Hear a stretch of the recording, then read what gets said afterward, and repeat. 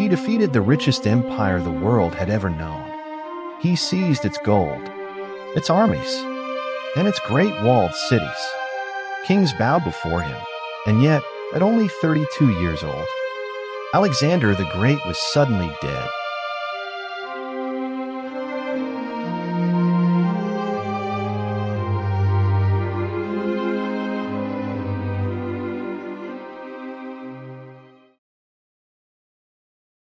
Welcome to Mr. M Historian, where empires rise, kings fall, and history is told as it truly was. Babylon, in the early summer of the year 323 before Christ, was a city wrapped in silence. Even the air felt heavy, as if the ancient walls themselves were waiting for something to happen. The Euphrates River continued to flow past the city, slow and steady, but inside the royal palace, time seemed to move differently. Servants walked carefully through long corridors of stone. Guards stood without speaking, and behind thick wooden doors, the ruler of the known world was fading away. Alexander of Macedon lay on his bed, burning with fever. Only a few weeks earlier, he had been the most powerful man on earth. He ruled more land than any king in history, from the mountains of Greece to the deserts of Egypt, from the rivers of Mesopotamia to the distant edges of India. Millions of people lived under his authority. Cities sent him tribute. Armies waited for his command. Yet now, none of that power could save him. For 11 days, Alexander had been growing weaker. Some of his companions whispered that he had been poisoned. Others believed the water of Babylon had made him ill. But whatever the cause, everyone in that room understood the same terrifying truth. If Alexander died, there was no clear successor, no son old enough to rule. No law that explained who should take his place. The greatest empire ever created rested on the life of a single man. Outside the palace, the world continued as if nothing were wrong. Merchants still traded in the markets. Soldiers still guarded the gates. Governors still waited for royal orders. But inside that dimly lit chamber, Alexander's closest generals were already thinking about the future. They were not only worried about losing their king, they were worried about what would happen when the empire suddenly belonged to no one. This moment, in a quiet room in Babylon, would decide the fate of the ancient world. It would determine whether Alexander's empire would endure for generations or collapse into chaos and war. To understand how everything reached this point, we must look back to the power Alexander destroyed and the world he tried to replace. Before Alexander, there was Persia. Before Alexander ever set foot in Asia, the Persian Empire already ruled most of the civilized world. It was not a crude empire held together by fear and violence alone. It was a system, carefully built, patiently maintained, and deeply rooted in the everyday lives of millions of people. For more than 2 centuries, Persian kings had learned that roads, money, and administration could control territory just as effectively as armies. From the blue waters of the Aegean Sea to the distant mountains of Central Asia, Persian governors governed vast provinces on behalf of the King of Kings. Taxes flowed steadily toward the imperial treasuries, not just in silver, but in grain, livestock, textiles, and labor. These resources were collected, recorded, and transported to cities like Susa, Babylon, and Persepolis, where enormous storehouses held the wealth of an entire world. Every brick, every palace, every soldier was paid for by this endless river of tribute. Across the empire, ancient highways connected distant lands. The royal road allowed royal messengers to travel thousands of miles in days, carrying orders, tax records, and intelligence from one end of the empire to the other. Caravans moved slowly across deserts and mountain passes, carrying spices, precious metals, silk, and fine cloth. Persian merchants were protected by imperial law, and their trade made the empire even richer. Persia was not simply a military power, it was the economic heart of the ancient world. At the center of this vast system stood King Darius III. He ruled from palaces filled with gold, marble, and carved stone. Dozens of peoples and cultures bowed to him, each sending tribute and soldiers in exchange for protection.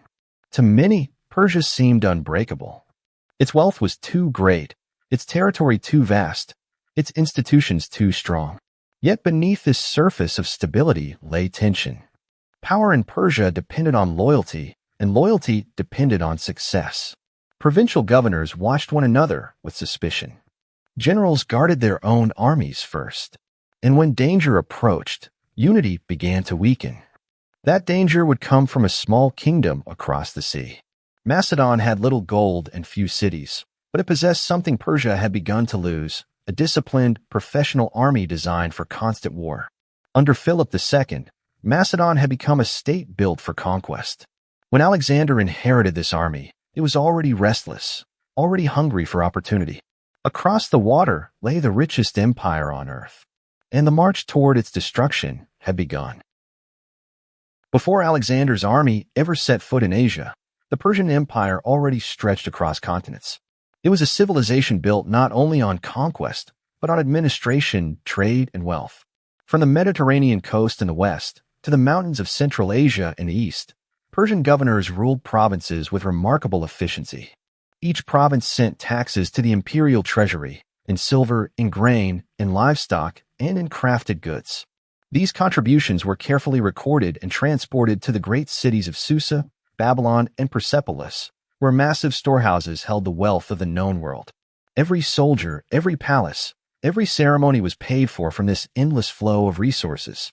The Persian Empire moved like a living organism. Roads connected distant cities. Caravans transported precious metals, silk, spices, and textiles. Messengers rode quickly across the royal road, carrying decrees, tax records, and intelligence that kept the empire functioning. Trade and communication formed the lifeblood of Persia.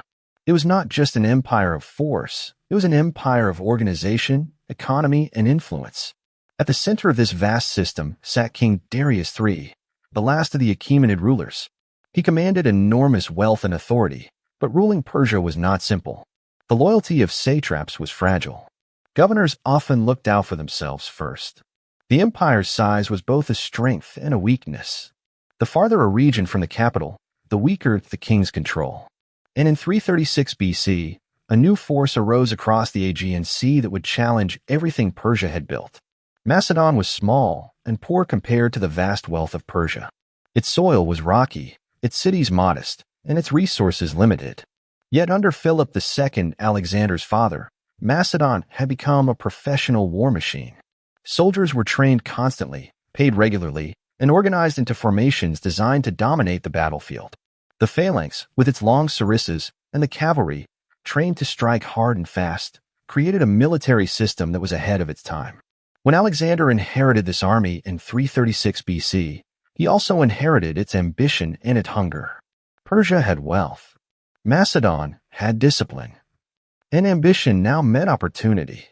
Across the water, the richest empire in history waited, unsuspecting, for the storm that would change the world forever.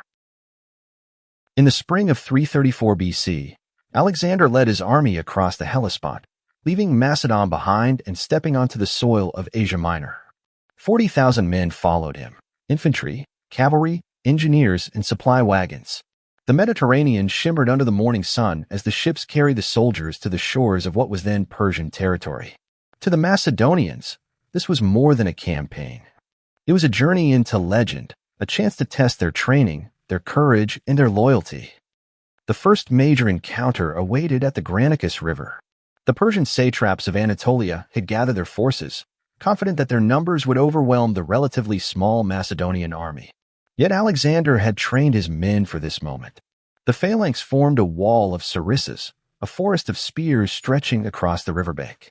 Cavalry swept around the flanks, striking with precision. And Alexander himself rode at the center, directing the charge with fearless resolve. The river itself became a battlefield. Water churned with splashing feet and hoofs.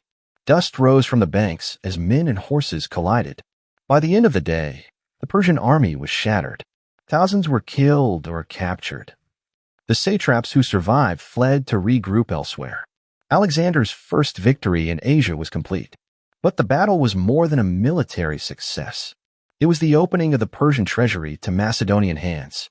Cities began surrendering one by one. Sardis, Ephesus, and Miletus opened their gates. Gold, silver, grain, and ships were now in Alexander's possession. Persia was already losing control. Each victory served another purpose. The Macedonian army could now fund itself. Soldiers were paid with Persian treasure. Supply lines were secured, and conquered cities became bases for further operations. This was not conquest for glory alone. Alexander was turning Persia's wealth into the engine of his campaign.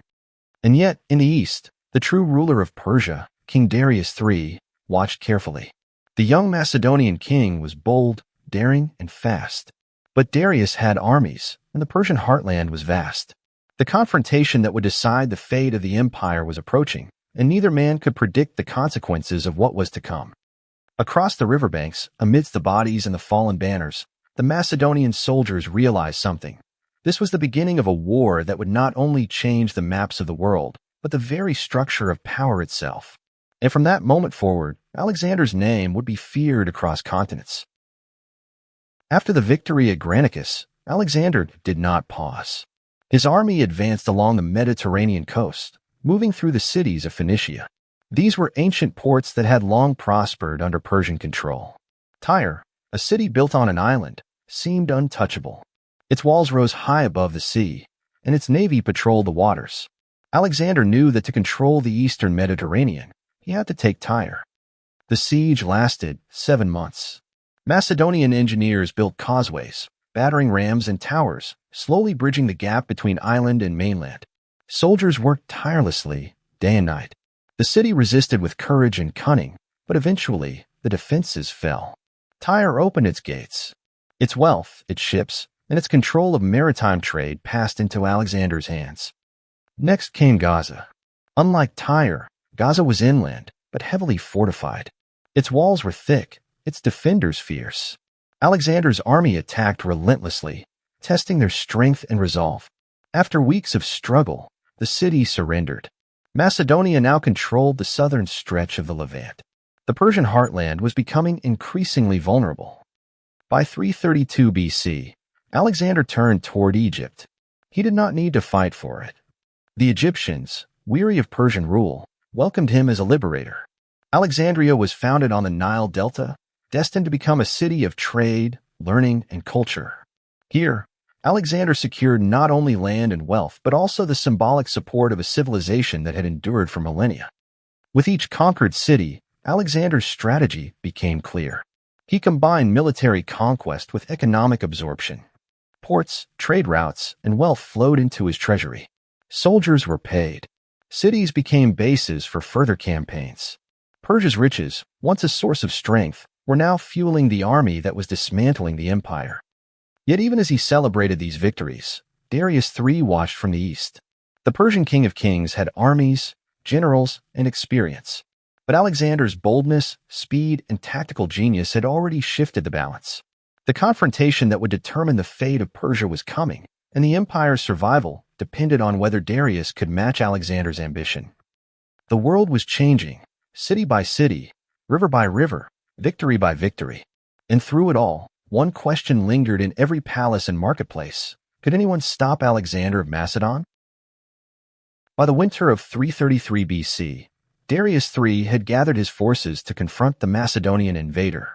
Unlike previous satraps who had faced Alexander piecemeal, Darius now commanded the full weight of Persia.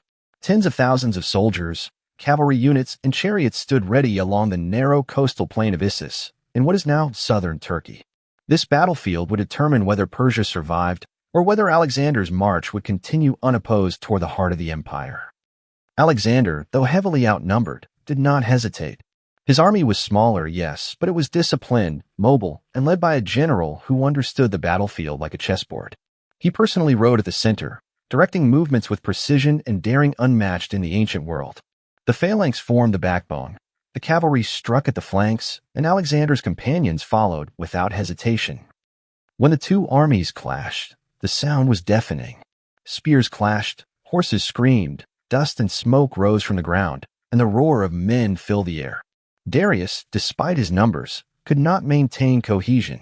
The Persian line wavered under Alexander's relentless charge.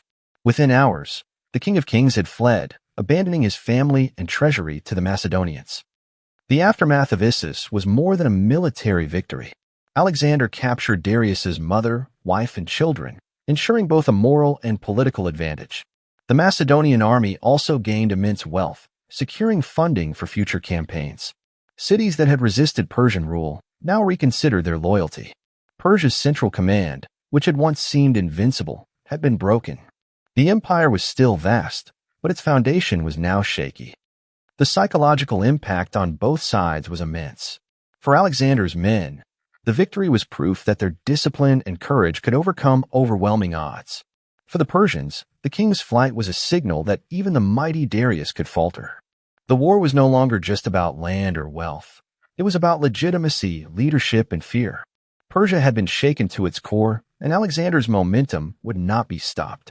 From Issus onward, Alexander's campaign combined speed, strategy, and economic control. He did not merely fight armies. He captured wealth, ports, and loyalty, slowly dismantling the infrastructure that had made Persia a superpower. Each step brought him closer to the empire's heart and the moment when the fate of Darius III would be finally sealed. After Issus, Alexander's army marched south along the eastern Mediterranean coast. Their goal was clear: to secure the region, cut off Persian access to the sea, and establish control over key ports. The first major obstacle was the city of Tyre, a fortress built on an island off the coast. Its walls rose directly from the water, its harbor bristling with ships, and its defenders confident in their natural and man-made defenses. The siege of Tyre lasted 7 months. Macedonian engineers worked tirelessly, building a massive causeway from the mainland to the island. They constructed siege towers, battering rams, and mobile platforms, inching ever closer to the city's walls. Soldiers labored day and night under the sun and rain, enduring waves, missiles, and relentless resistance. Inside Tyre, defenders fought fiercely, refusing to surrender. But Alexander's patience, planning, and determination finally won the day. The city fell, its wealth and ships transferred to the Macedonians. Tyre became a symbol of Alexander's relentless strategy. No fortress, no matter how imposing, could stop him. Next came Gaza, a heavily fortified inland city that guarded the route to Egypt. Unlike Tyre, Gaza could not be bypassed. Alexander's army attacked with the same combination of engineering skill and battlefield discipline. For weeks, Macedonians battered the walls, and eventually the city surrendered. With Gaza under his control, the southern Levant was secure, and the path to Egypt lay open. By 332 BC, Alexander entered Egypt not as a conqueror, but as a liberator. The Egyptians, long oppressed under Persian rule, welcomed him with open arms. In the Nile Delta, Alexander founded Alexandria, a city destined to become a hub of trade, learning, and culture. Egypt provided not only wealth and resources, but also strategic ports that would support further campaigns into Asia. Through these victories, Alexander demonstrated that his conquest was more than military. It was economic, political, and psychological. He captured wealth, secured supply lines, and won loyalty, all while breaking the infrastructure and morale of Persia. Every city that fell brought him closer to the Persian heartland, and every victory reinforced the inevitability of his advance. Across the empire, Darius III watched and tried to prepare, but the balance of power had shifted irrevocably. Persia's richest provinces were slipping from his grasp, and Alexander's momentum could not be slowed. After the losses at Tyre, Gaza, and the southern Levant, Darius III knew that Persia's survival depended on one decisive battle. The Persian king began to regroup, gathering his armies from across the empire. Soldiers arrived from Media, Babylonia, and the eastern provinces, swelling the ranks with tens of thousands of men. Cavalry, chariots, and infantry formed into massive formations. Darius understood that numbers alone could intimidate the Macedonians. Yet he also knew the danger. A single tactical mistake could destroy the empire. Meanwhile, Alexander advanced rapidly through Phoenicia and Syria, taking each city with careful planning and minimal bloodshed where possible. His army moved like a living organism, fast, coordinated, and relentless. Alexander's strategy was clear: avoid unnecessary sieges, secure supplies, and force Darius to fight on ground of Alexander's choosing. Every march, every river crossing, and every fortified city he bypassed was calculated to maintain momentum and morale. By late 331 BC, the two armies finally faced each other near the plains of Gaugamela in northern Mesopotamia. The terrain was open and flat, ideal for Darius's vast numbers and chariots, but also exposing him to Alexander's tactical ingenuity. Scouts reported Macedonian positions.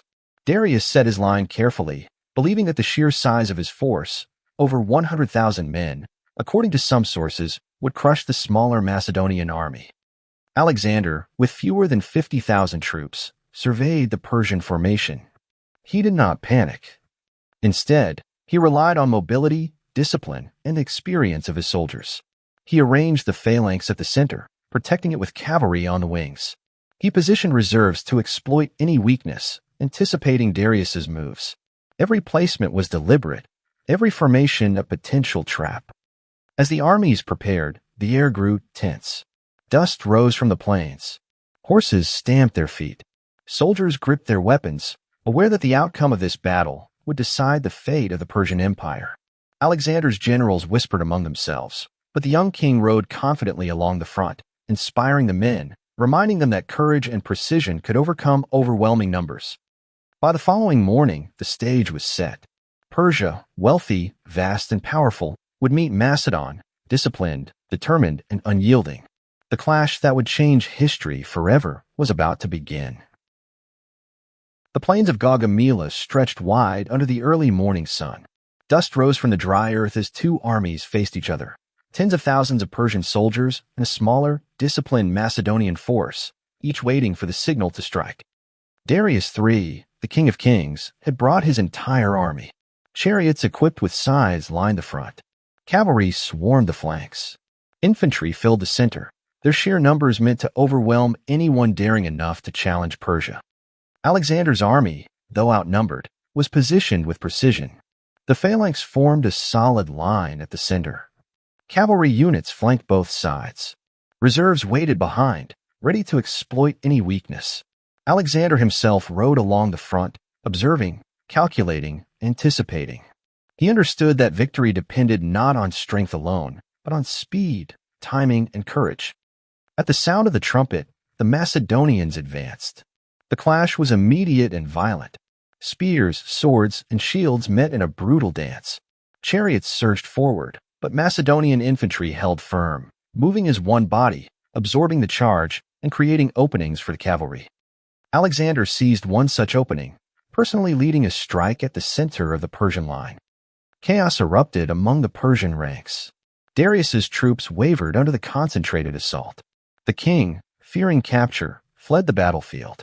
His flight caused panic. Soldiers who had been confident moments before began to retreat. The Macedonians pressed their advantage. By the end of the day, Darius's army was shattered. Thousands were killed or captured. Persia's central command had crumbled. Alexander's victory at Gaugamela was decisive.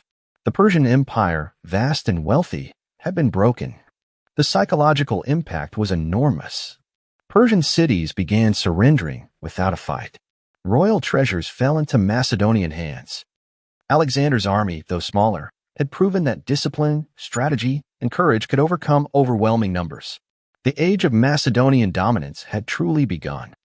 Yet even as the dust settled, Alexander knew the war was not over. Darius still lived, and the empire's eastern provinces remained a challenge. But for the first time, the heart of Persia lay exposed, vulnerable to the will of the Macedonian king. After the crushing defeat at Gaugamela, Alexander pursued Darius III relentlessly. The Macedonian army moved with precision across the Mesopotamian plains, cutting off Persian retreat and securing supply lines. Darius fled east, seeking refuge in Media, but his authority over the empire was crumbling. Governors and satraps, once loyal to the King of Kings, began negotiating with Alexander, surrendering cities and treasures without a fight. In 330 BC, Alexander entered Susa, one of Persia's great capitals. The city was vast, its streets lined with wealth, palaces, and treasures accumulated over centuries.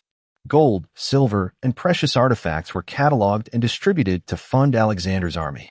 Soldiers were paid, supply lines reinforced, and the administration of conquered lands began to take shape. Persia's resources, once the engine of its power, now fueled the Macedonian conquest. Next came Persepolis, the ceremonial heart of the Persian Empire. The city symbolized the glory of the Achaemenid dynasty. Yet Alexander's entry was deliberate and symbolic. Fires consumed the palace halls and treasury buildings, either as retribution for Persia's invasions of Greece or as a message to the remaining satraps. The act was both practical and psychological. The wealth of Persepolis further financed Alexander's campaigns, while the destruction demonstrated the futility of resisting Macedonian authority. The pursuit of Darius continued. The Persian king was betrayed by his own governors and eventually killed. His death marked the formal collapse of the empire he had once ruled. Alexander, however, honored Darius with a royal burial, demonstrating respect for the fallen king and securing his image as both conqueror and statesman. By the end of this campaign, the once mighty Persian Empire had fallen. Alexander controlled the wealth, cities, and trade routes of Persia. His reputation was unmatched. But as he marched eastward towards Central Asia and India, the challenges of governance, rebellion, and overextension began to emerge. The conquest of Persia was complete, yet the maintenance of such an empire would test Alexander's skill, patience, and vision. After the conquest of Persia, Alexander pressed onward into the vast lands of Central Asia. The terrain changed with each step. Mountains, deserts, and rivers tested the limits of his army. Cities like Bactria and Sogdiana resisted fiercely, requiring prolonged sieges and careful negotiation. Alexander combined military skill with diplomacy, marrying local princesses and integrating regional elites into his administration. By 327 BC, his army reached the Indus River Valley in India. Here, they faced war elephants, unfamiliar terrain, and soldiers trained in different tactics. Battles at the Hydaspes River tested the Macedonian phalanx like never before. Yet Alexander's adaptability and courage led to victory. The battle was costly, the resistance fierce, but it added another jewel to his expanding empire. Despite these successes, the army began to show signs of exhaustion. Years of constant campaigning, exposure to harsh climates, and the psychological toll of relentless warfare weighed heavily on the soldiers. By 325 BC, at the Hyphasis River, his troops refused to march further east. Alexander, though ambitious, listened to the weary pleas of his men. He turned the army around, beginning the long march back toward Babylon. The return journey was grueling. Harsh deserts, swollen rivers, and hostile tribes slowed their progress. Supplies were stretched thin, morale dipped, and disease claimed many lives. Yet Alexander pressed forward, driven by the vision of uniting his empire in the heart of Babylon. Every step back west was also a consolidation. Cities were secured, trade routes maintained, and local governance established to ensure control over the lands he had fought so hard to conquer. By the time the army reached Babylon, they were battle-hardened, tested by the extremes of the known world, and ready for the final chapter of Alexander's life. It was here, in the great city at the center of his empire, that destiny would finally catch up with the man who had conquered it all. By 323 BC, Alexander had returned to Babylon, the city where the empire he built would reach its dramatic climax. His campaigns had stretched from Greece to India, conquering kingdoms, amassing wealth, and reshaping the known world. Yet even a king who had faced deserts, rivers, elephants, and armies larger than his own could not escape the fragility of life. In Babylon, Alexander fell ill. Fever gripped him, draining strength from the once indomitable ruler. Some whispered of poison, others blamed the overexertion of years of continuous warfare. For 11 days, the king struggled to survive. Generals and companions attended his bedside, torn between hope and fear. The empire waited with bated breath, for the fate of thousands, cities, and trade routes hung in the balance. On the final day, Alexander spoke of his vision, of a unified world, of roads, cities, and law connecting east and west. But that vision would remain incomplete. The king died at the age of 32. Babylon, the heart of his empire, mourned, and the world gasped at the loss of the man who had conquered continents before most had seen adulthood. The death of Alexander left a vacuum of power. No clear heir could command the loyalty of his generals. The empire he had built so meticulously began to fracture almost immediately. Satraps and warlords claimed territories. Cities negotiated for survival. The wealth of Persia, once consolidated under a single crown, was now divided among many. Yet the legacy of Alexander endured. His campaigns had demonstrated that a disciplined, visionary army could challenge even the mightiest empires. His fusion of cultures, his founding of cities, and the redistribution of wealth shaped the politics, trade, and culture of the Mediterranean and Near Eastern world for centuries. Alexander may have died young, but the story of his conquests, and the fall of Persia became history itself. The Macedonian king, who had faced impossible odds and conquered them all, was gone. But the empire he built, the battles he fought, and the world he envisioned would echo for millennia. If you enjoyed this epic journey from victory over Persia to the mysterious end of a legend, don't forget to like and subscribe for more stories from history.